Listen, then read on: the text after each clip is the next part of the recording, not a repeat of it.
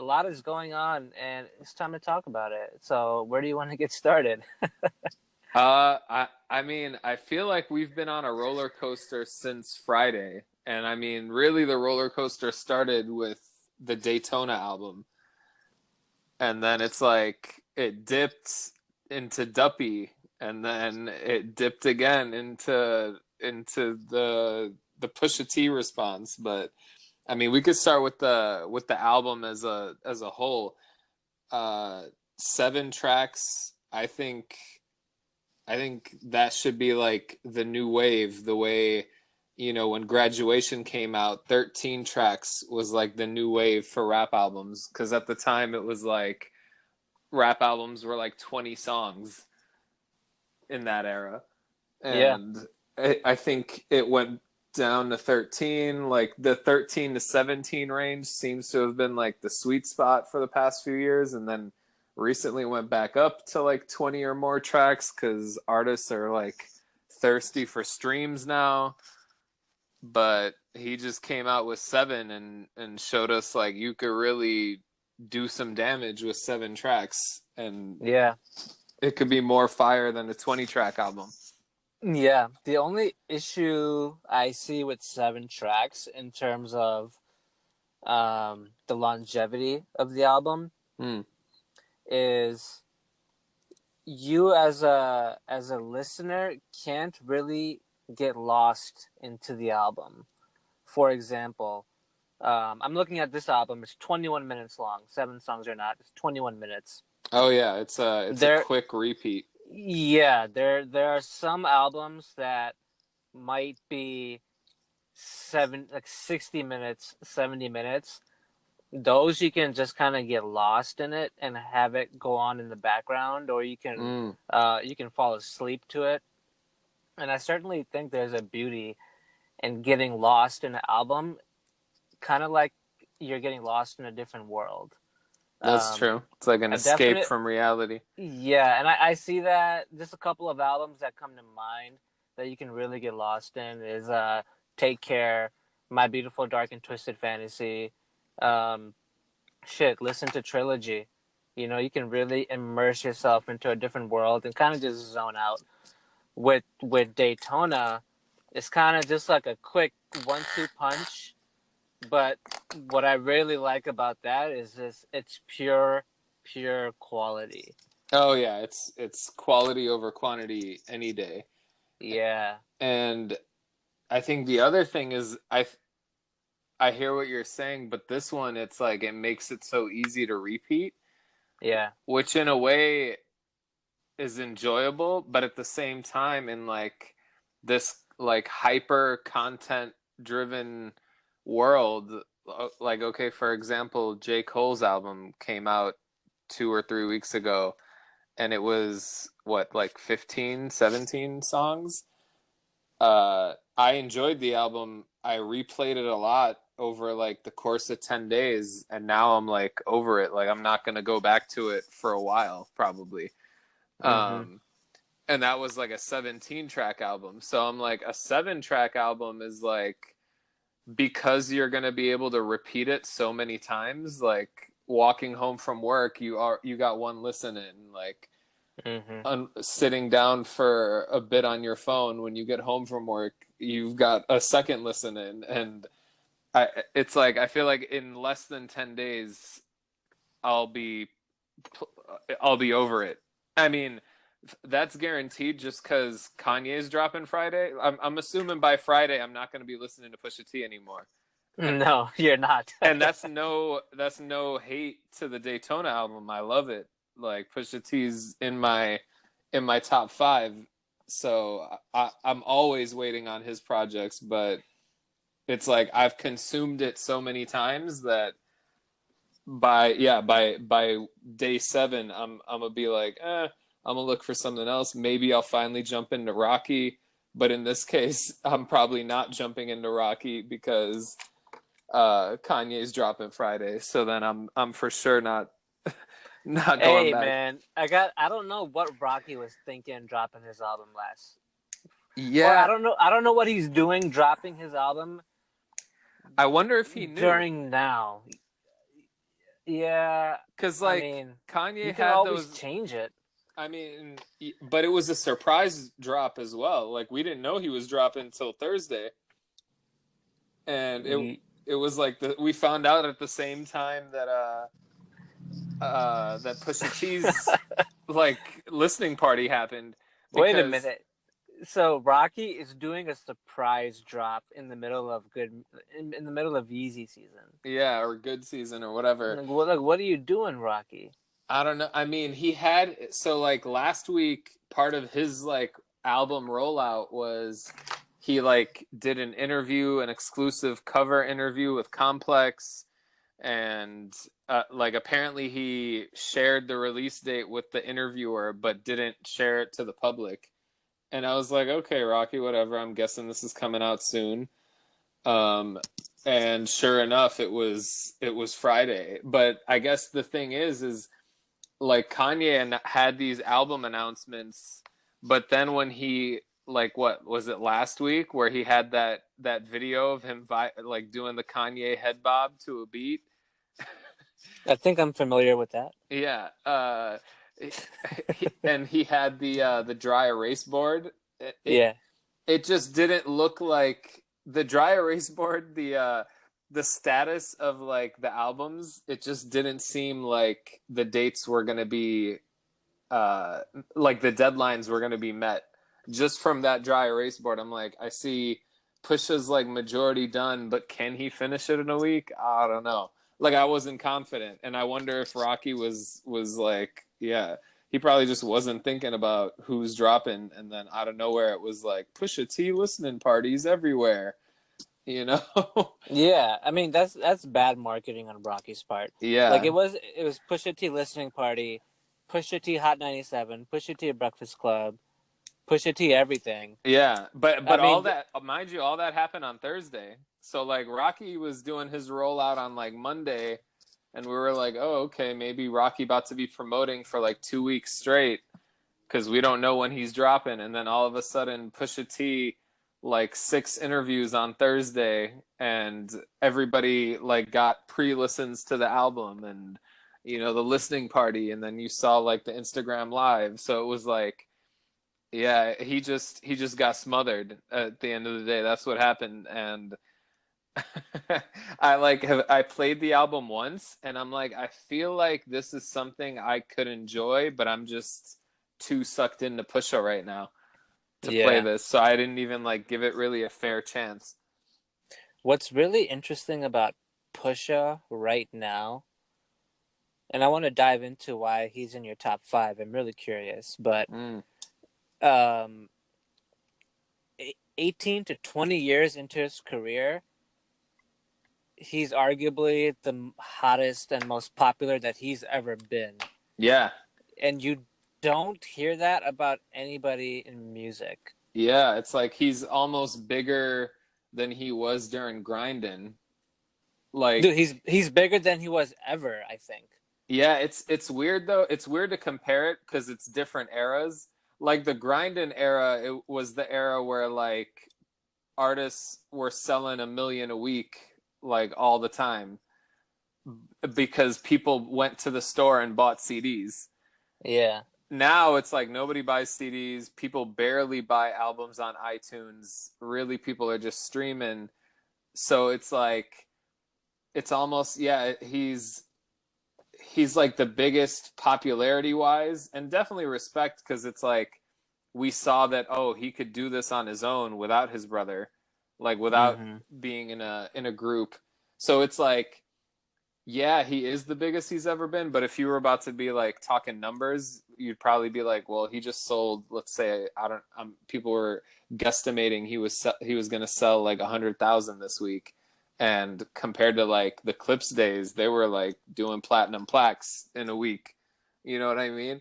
But Mm-hmm. different era, different standards, like you can't really compare the numbers when the game has changed so much.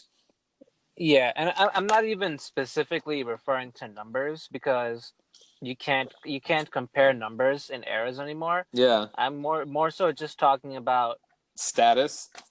status, popularity, front page blog, front page YouTube, trending, all that. Like, Yeah. I think popularity now can be judged by, hey, how often are you trending on Twitter? Yeah. He Because that's what has the world he that's has what the the world is attention. talking about. Yeah, I don't think he's had. I mean, he's been good since day one, Yeah. but he has the attention of the world now, and this is even before the Drake stuff happened Friday, Saturday. Hmm. Like I'm talking, Oh yeah, I'm on his talking when own. the album On dropped. his own, like Well, yeah, on his own when the album dropped, everybody dropped what they were doing and they were talking about it, and he was trending. yeah. Um, then the Drake thing obviously took it to another level. But even excluding the whole Drake thing, um, I just think this is the most attention and respect he's garnered um, in his 20 year career, I which is awesome. Like yeah. I applaud him for that. Yeah, I think that's pretty major because it's like you don't see that. Like you don't see people from his era popping now. Like I guess even if you were gonna say like Jay-Z, Jay-Z has like transcended different eras and hasn't been looked at as washed for the most part. But at the same time, you wouldn't say like you wouldn't say 444 is Jay's peak. You'd say No, like, he probably peaked a while ago and he's maintained and had a couple times maybe where he did above like little blips on his bar graph, if you will. But like yeah, Pusha has like elevated every year in a way. yeah, yeah. It's funny you mentioned people from Pusha's era. There's like nobody remaining from his era, Yeah, like really. I low I mean, key. you have your exceptions, which are goats like Yeah. Jay, Eminem. Um, I'm talking like because Pusha came out what like 2000, 2001. The only guys from that era who are really still making music that people listen to is like Jay-Z. That's about it. Yeah, I'm not even gonna put Eminem there because he really fell off. yeah, I mean it's like and Eminem might be doing fine, money and tour wise, but like he's not he's not the man in the culture anymore. Yeah, I agree with what you're saying. Yeah. So I think I didn't even think about it from that perspective, but now that I do, I just Googled that's Clips, Lord Willin', their album came out in 2002. So it's like, yeah, who from 2002 is peaking now? nobody. Nobody. Like, that's a feat. Like, that deserves like a Guinness, world record type of account. You It's like, who from you can 2002 isn't washed up right now? you can say Kanye is about to peak. Maybe he was making beats in 2002. That's true. Um, And then like but '05 was that College Dropout. And yeah, it's oh like four, yeah, Kanye has been, but Kanye is, so here's the difference. It's like I think Kanye hasn't fallen off musically because no two albums have been the same. The only albums that were like along the same theme were the first three. And even those were slightly different each time. yeah. I would actually say the first two were like because Oh those are yeah. both using those both use the soul samples heavily, and then the third one he got into more like incorporated more electronic music Yeah. like with Stronger Got and rid of the skits. um yeah, and like Flashing Lights was different and Can't Tell Me Nothing was different. Very different. But yeah, I think the first two were kind of like a continuation. But I agree with you.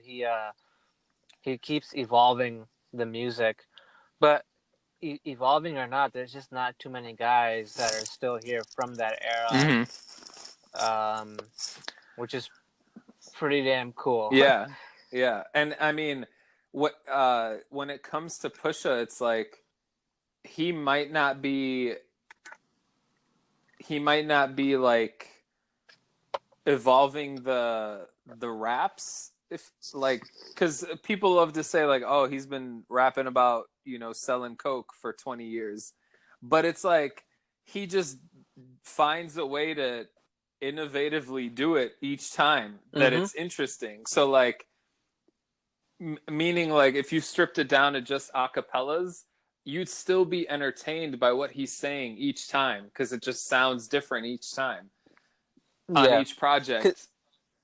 because he said it himself.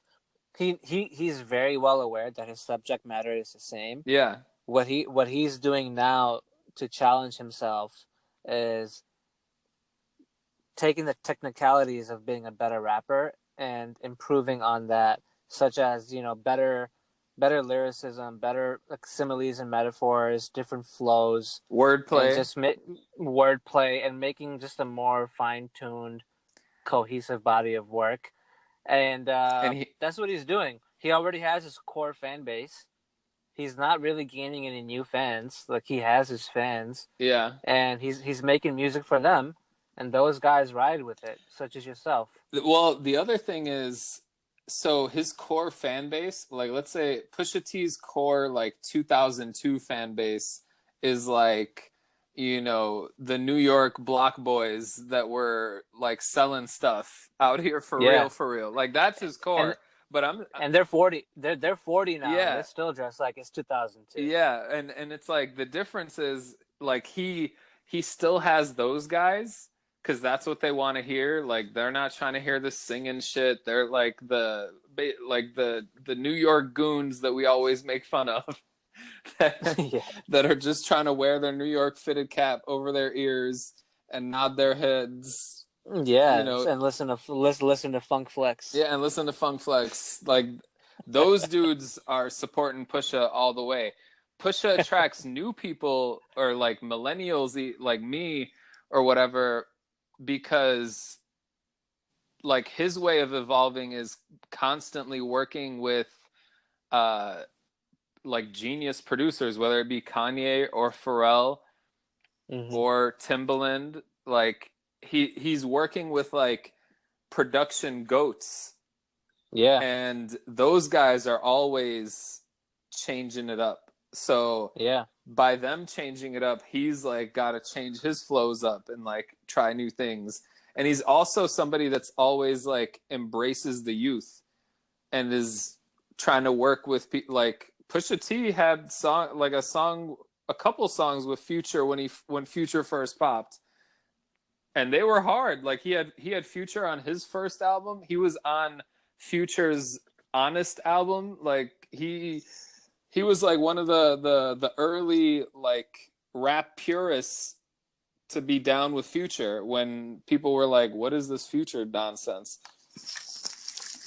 And I think because of that, that's why he's like stayed relevant as well, which is kind of like taking a page from Kanye's book because Kanye, like different Kanye eras have had like different collaborators.